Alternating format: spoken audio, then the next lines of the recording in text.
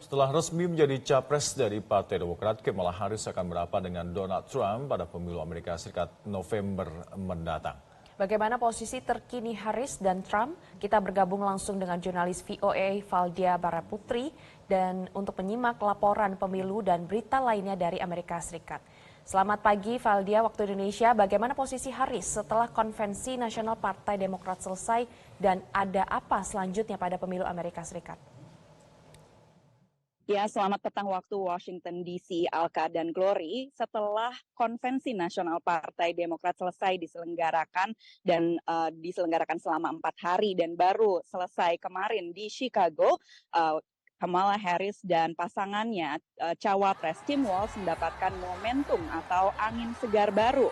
Berdasarkan survei terbaru dari Gallup, angka popularitas Harris kini berada di angka 47%, meningkat 13% dari Juni lalu, bahkan sebelum Harris menjadi kandidat capres dari Partai Demokrat. Sementara itu, menurut survei dari Gallup lagi, tingkat popularitas dari Trump menurun 5 poin di angka 41%. Namun tentu saja angka popularitas ini tidak menjamin perolehan tinggi dalam pemilu. Sehingga ada indikator atau survei atau polling lainnya, yakni polling nasional yang diagregatkan oleh sebuah lembaga agregat 538 yang menghitung rata-rata dari polling lembaga-lembaga polling nasional. Kini Harris berada di angka 47,3%, sementara Trump berada di angka 43,6%. Angka ini meningkat 1,3% dari sebelum konvensi nasional Partai Demokrat diselenggarakan. Tapi lagi-lagi kalau dalam pemilu Amerika Serikat, polling nasional seperti ini bisa jadi tidak bisa dipegang. Karena sistem pemilu di Amerika Serikat ini dihitung bukan dari suara terbanyak atau suara proporsional seperti di pemilu di Indonesia. Misalnya di Amerika Serikat ini pemenang dari pemilu presiden ini dihitung dari atau menggunakan sistem poin elektoral. Jadi ada negara-negara bagian yang poinnya lebih tinggi daripada negara-negara bagian lainnya, sehingga diperebutkan oleh capres-capres baik dari capres Partai Republik maupun Demokrat. Jadi ada satu indikator polling lagi, yakni polling atau survei di negara-negara bagian yang kompetitif. Nah, dari 7 negara bagian kompetitif, Harris saat ini unggul di 6 di antaranya. Nah, di saat momentum yang saat ini tengah berpihak kepada Kamala Harris, ini Trump tetap berkampanye di negara-negara bagian yang ia anggap penting dengan mengusung kebijakan-kebijakan yang ia anggap penting pula. Seperti yang Anda lihat di layar kaca saat ini, Trump berkampanye pada minggu ini di North Carolina dengan menggunakan beberapa lapis gelas anti peluru. Ini adalah sebuah event atau kampanye pertama di luar ruangan yang diselenggarakan setelah ada insiden penembakan atau upaya penembakan terhadap dirinya.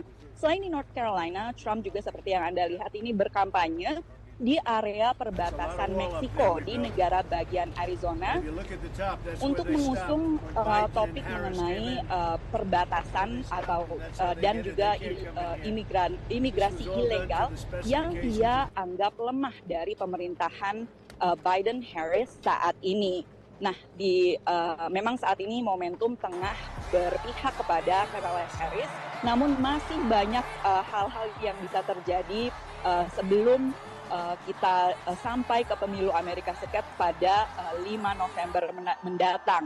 Masih ada 75 hari lagi sebelum pemilu Amerika Serikat, dan momen yang ditunggu-tunggu selanjutnya adalah momen debat capres antara Harris dengan Trump yang akan diselenggarakan pada 10 September mendatang. Nah, rekan-rekan dan pemirsa, itulah update mengenai pemilu Amerika Serikat. Kita beralih ke berita selanjutnya dari Amerika Serikat. Ini adalah mengenai upaya perlindungan paus di tepi barat dan tepi timur Amerika Serikat yang seringkali mati atau terluka akibat jeratan tali atau alat pancing nelayan. Pemerintah federal AS sampai menganggarkan jutaan dolar Amerika Serikat untuk memitigasi masalah ini. Simak laporan selengkapnya dari jurnalis VOA Nova Purwadi berikut ini. Rekaman video dari sebuah drone ini menunjukkan seekor paus bungkuk berenang di lepas pantai negara bagian Washington dengan ekor buntung tanpa sirip ekor. The tail of a whale is called the fluke. There's a fluke on each side. And so this animal had neither of those. And with humpback whales, and that's the primary mode of propulsion in the water, those flukes are absolutely massive. They're over 15 feet in width. Pejabat Perikanan AS mencatat selama 2023 terjadi 16 insiden lilitan tali nelayan terhadap paus bungkuk di lepas pantai Washington, California, dan Oregon, semuanya di pantai barat Amerika Serikat. Insiden selama 2023 termasuk tinggi, meski tak setinggi tahun 2016 saat terjadi lebih dari 50 insiden. Ini juga menjadi masalah serius di pantai timur. Di kawasan New England, populasi paus sikat Atlantik Utara juga terancam tali nyasar. Ditambah lagi ancaman perubahan iklim. Unfortunately, in the past 2 years, their numbers are dwindling, and we are getting births in the about 10 to 19 births per year, but unfortunately, there are a lot of mortalities as well. Pelestari lingkungan tengah bekerja sama dengan nelayan untuk mengembangkan sistem penangkapan ikan dan lobster yang meminimalisasi kemungkinan paus terlilit tali nelayan. Sejumlah perangkap lobster dan kepiting tanpa tali telah dikembangkan, meski harganya masih relatif tinggi dan teknologinya belum sepenuhnya bisa diandalkan. Well, some of the protections that are out there is the changing of the gear.